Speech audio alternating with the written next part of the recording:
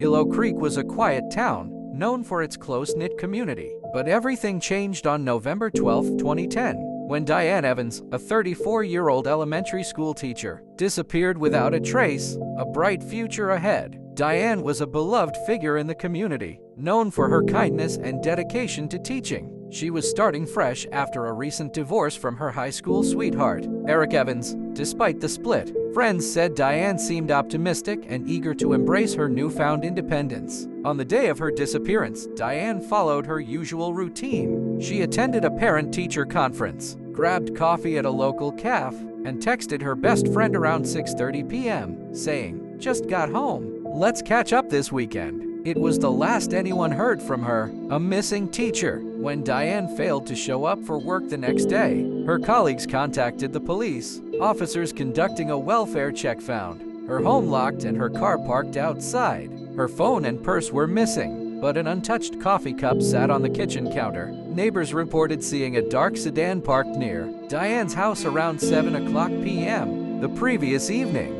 The vehicle's vague description offered little to go on. The search intensified, focusing on nearby wooded areas, but there were no immediate leads. Diane's ex-husband, Eric, was questioned but provided an alibi, claiming he had been home watching football. His account was corroborated, and he was ruled out as a suspect. A grim discovery. Months passed with no breakthroughs, until March 2011, when a hiker stumbled upon a shallow grave in the woods outside Willow Creek. Inside, investigators found Diane's body wrapped in a blanket. She had been strangled, and DNA evidence from her fingernails suggested she fought her attacker. The DNA matched Greg Hall, a 42-year-old handyman who had worked on Diane's roof weeks before her disappearance. Greg had a criminal history, including a conviction for assault. When questioned, he denied involvement and claimed the DNA transfer was incidental from his work at her home. Trial and conviction. Prosecutors argued Greg became obsessed with Diane during his time at her house.